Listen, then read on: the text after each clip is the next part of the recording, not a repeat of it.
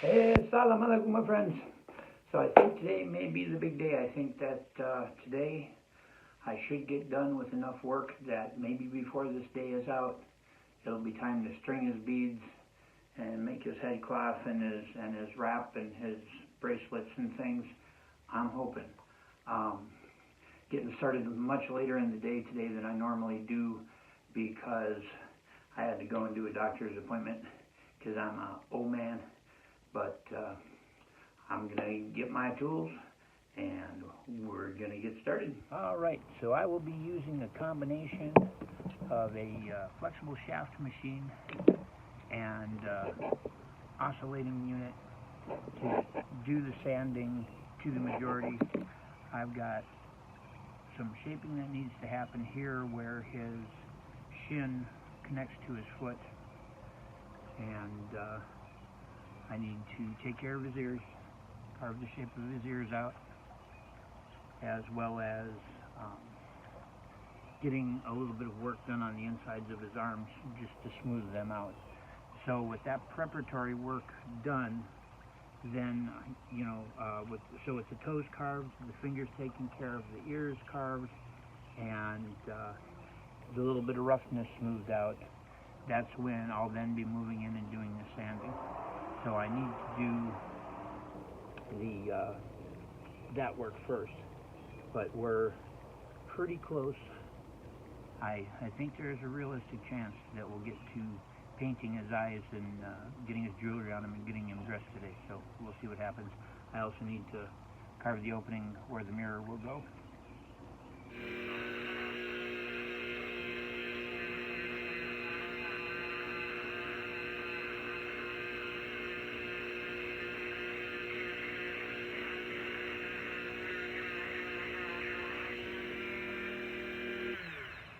So I'm about halfway through my smoothing pass, but we've got his hands sorted out and his little feet. I've got to do a little smoothing, but we've got his toes and his toenails going, got his hands sorted out, got his ears carved in. So I finished the smoothing pass, which won't take too long, maybe 30 minutes of work, and it's going to be time for us to go inside and pull together the materials and do his jewelry and his clothing. I'm really excited. I've got him all smoothed in. I've put in the details of his chest and abdominal arch, the collarbones and the notch at the base. We've gotten everything smoothed out. He's looking beautiful, and now it's time to set up for this, which is going to go right here in his abdomen. And so I'll be drilling that out with a larger drill bit and then using my flexible shaft to go in there and open it up so that there's a nice platform so that will sit in there right like it is supposed to. But boy, are we close now, guys. I am excited.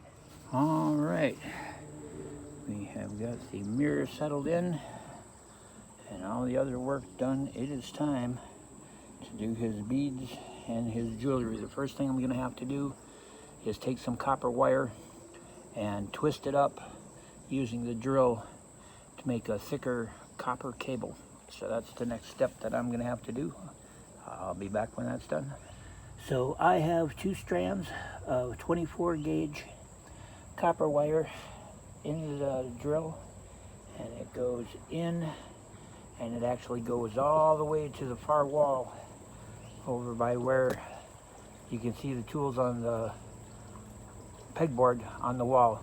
So it's a really long distance. It's like 30 feet or more, and we're going to spin that with the drill until it becomes a twisted cable. Then I'm going to double it over and spin that up, and in the end I'm going to have about 12 feet of nice twisted wire that's going to look really good. We've got his head wrap and his hip wrap. We've got the opening carved for the mirror, and there's copper that's been used to secure his waist wrap in place, and We've done his copper on both his wrists, as well as copper on both of his ankles. And what I'm doing right now is I'm finishing off that copper work by twisting it into a floret.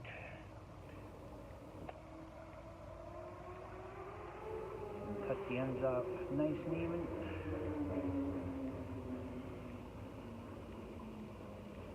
There we go. And I take it and I begin to curl it.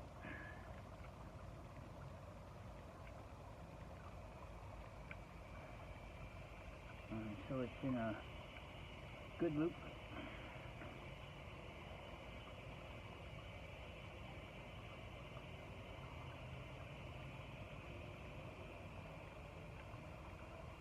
And that loop gets compressed down onto the wrist. We'll do the same thing on the other side. Push the ends together. And then even.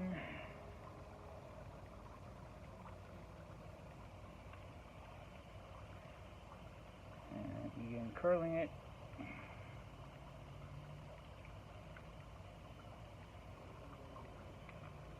So we bring it around in a relatively tight loop. That then gets finished on the outside of the wrist. And we'll give it a little compression.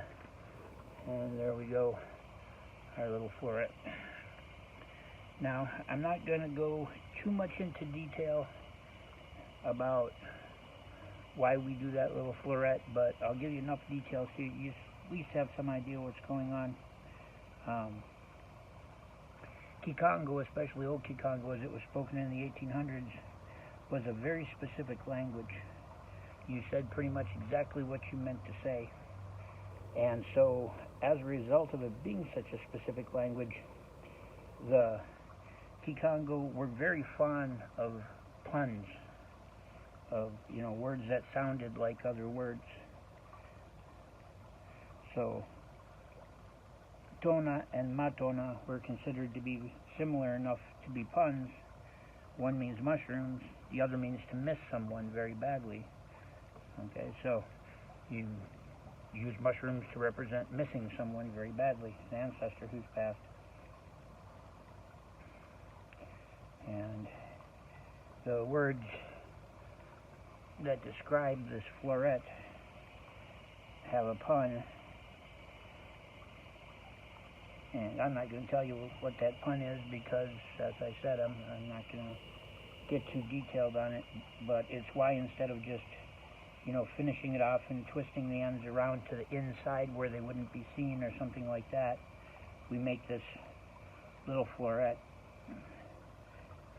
Not only does it look nice, but the Kikongo pun is meaningful to us. But, alright, so we're at the most important moment as far as I'm concerned. It's time to paint his eyes and his teeth. I've got my paints here, my little paint tray.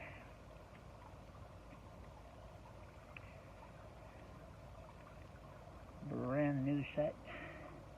My old set was starting to get just a little raggedy,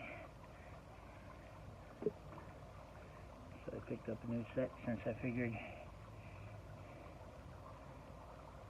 I might as well do that and do a really nice job of it. So I'm going to be using white and brown and black. And normally I would not be likely to have somebody else present while I was doing this, but hey, you guys have stuck with me this long, so alright. So get my brush wet, smooth out the color, and start working on his teeth.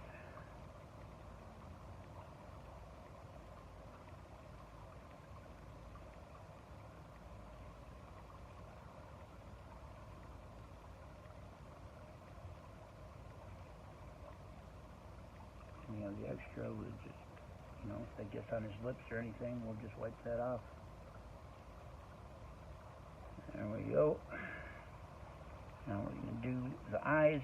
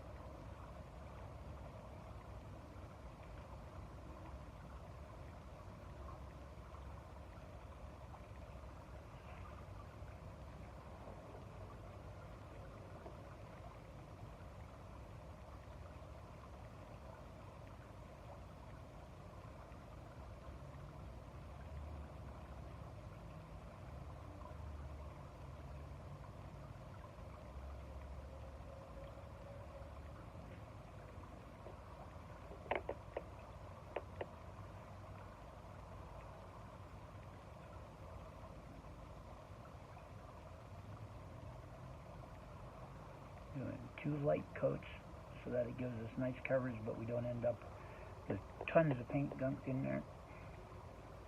And that way, with the light coats, they also dry very quickly.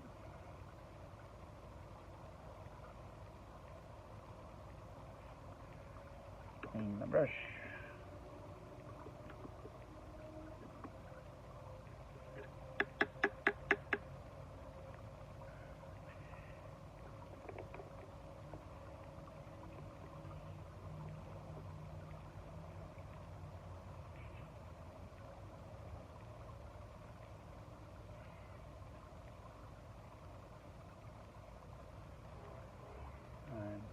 Picking up a light brown.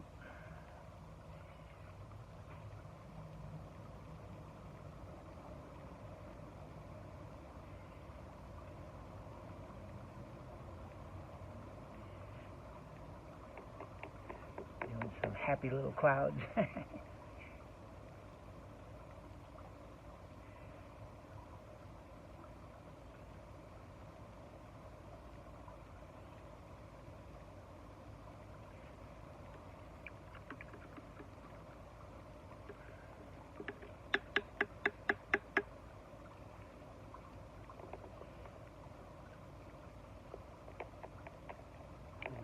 Gonna carefully define the edges of that brown, just to make sure it's nice and distinct.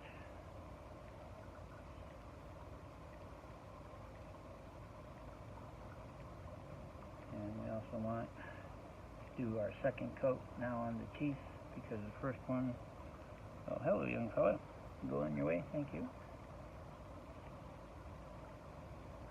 There we go.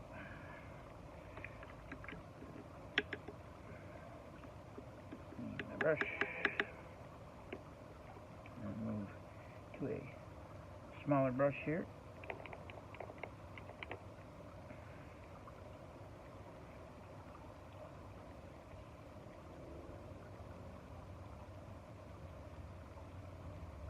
Use black.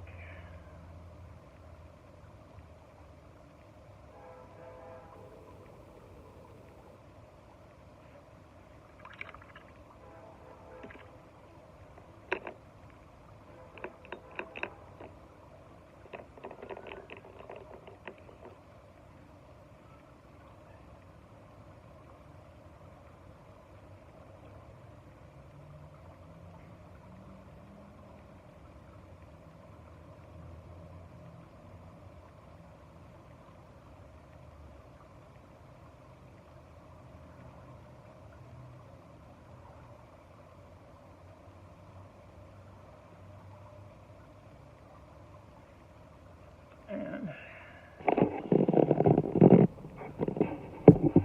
there we go. We have eyes and teeth.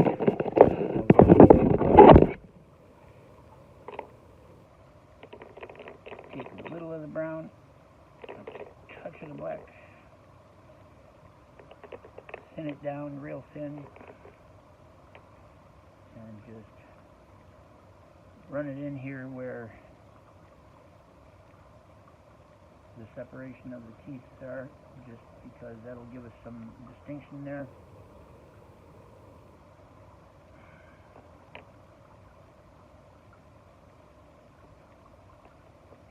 And the bottom edge of his eyes.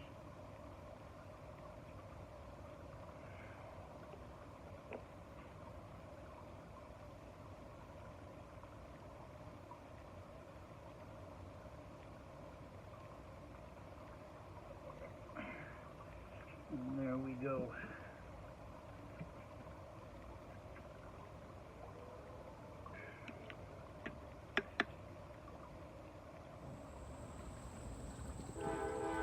And there we go. Now that's going to need an opportunity to dry. And then our very last step is going to be putting the finish on it. And for a finish, we're going to be using red palm oil, because that's going to stabilize the moisture content of the wood. I'm going to pull my phone out of this holder and try to get where you guys can see him well and truly properly.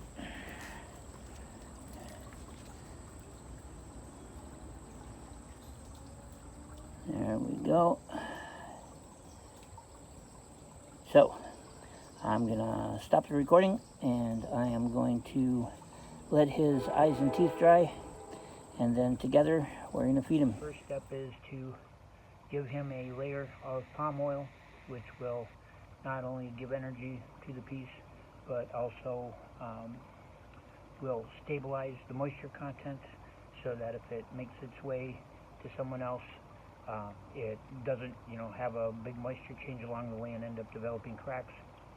And then the last thing to do is to put his beads on him.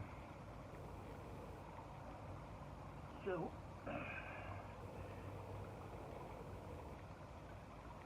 his headpiece is done in such a way that it can be removed and put back on.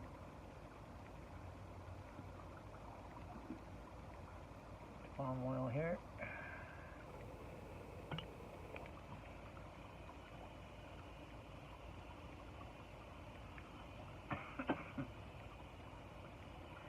And away we go.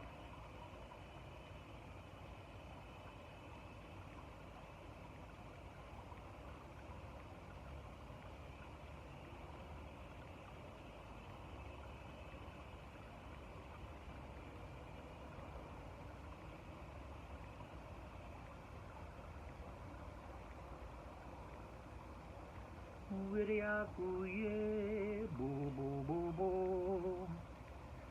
mafukaye bo bo bo bo,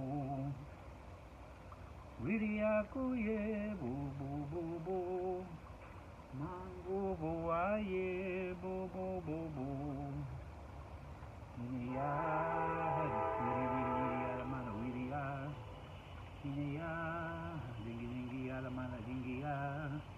Yeah, tui alamala tuya, bo bo bo bo bo bo bo, wiriakuye bo bo bo bo, mafukawe bo bo bo bo, wiriakuye bo bo bo bo, mango boaye bo bo bo bo.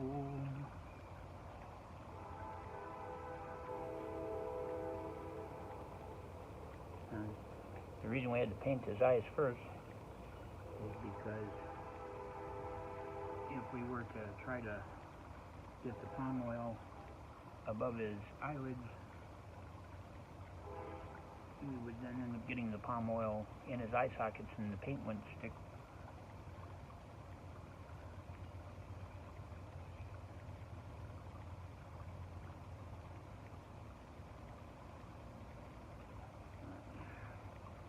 I'm going to get him done to a certain point and then show you guys what a difference it makes when we put the palm oil on him. And then the rest I'm going to do off camera. and we'll come back when I'm finished. But I figured might as well have you guys see the initial result. You can see what a huge difference it makes. See how he is now African instead of being pink. And let me put this in here, how it darkens it up, and now he looks African. So I'm going to finish up oil on him off camera, and when he is done, I'll be back. We'll put his beads on him, and he will be done. He has been properly coated, and now it's time to put his beads on him. Now the song that I was singing, I'm not going to give you the distinct meaning of the song. It's part of the Luangwa tradition. It's not a Palo thing, it's a Luangwa thing.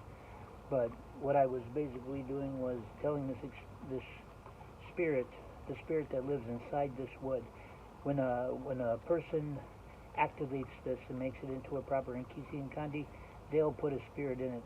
But currently, that piece of wood has a spirit in it.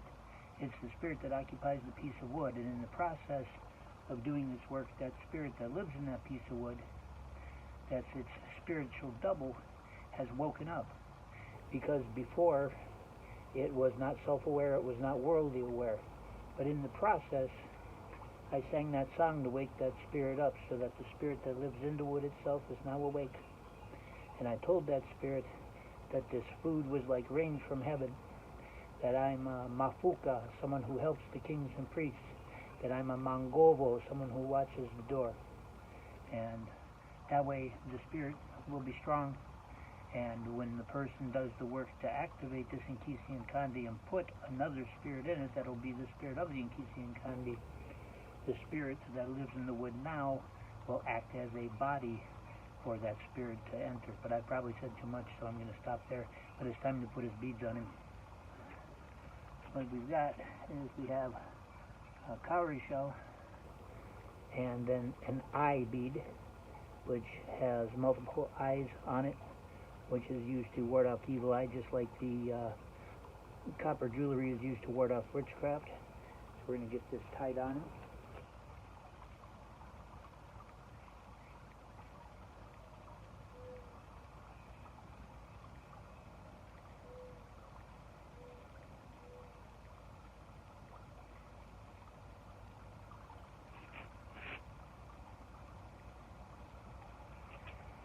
And there we go.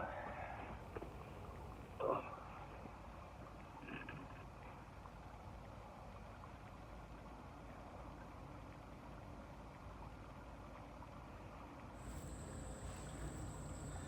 There he is.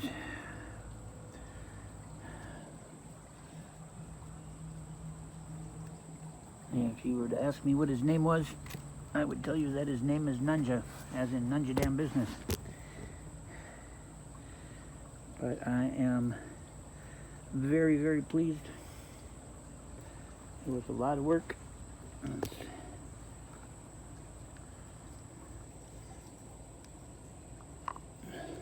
That, of course, is held in place with beeswax or resin. It depends on who's doing the work and what their tradition says. But there he is. A traditional Luangwa style NKISI and nkondi. I'm Tatanganga Sasibobalankarire, also known as Ngangen Kala, initiated in Palo Majombe, as well as initiated in the Bundu, a society house of the Bakindi Bundu Malango from mainland Luangwa. This has been done according to mainland Luangwa traditions rather than any kind of Palo traditions. And while it can certainly be used by a Palero, this is work done in the true African style. If you have interest in NKISI and nkondi, you can certainly reach out to me at the email I usually provide at the end of these, and the prices I'm not going to discuss right now because this isn't about money, this is about spirit. We can discuss that if you reach out to me. Thank you for joining me over these several days that I've been working on this, and I hope that you've enjoyed yourself as much as I have, that maybe you've learned a little something about how these things are done, and I don't know what else to say other than may God bless you, Dios te bendiga, and I hope that life is good and that you find your road of spirit, because if old troublemaker like me can find spirit and become a better person as a result of it, anyone can. May God walk with you. Dios te bendiga.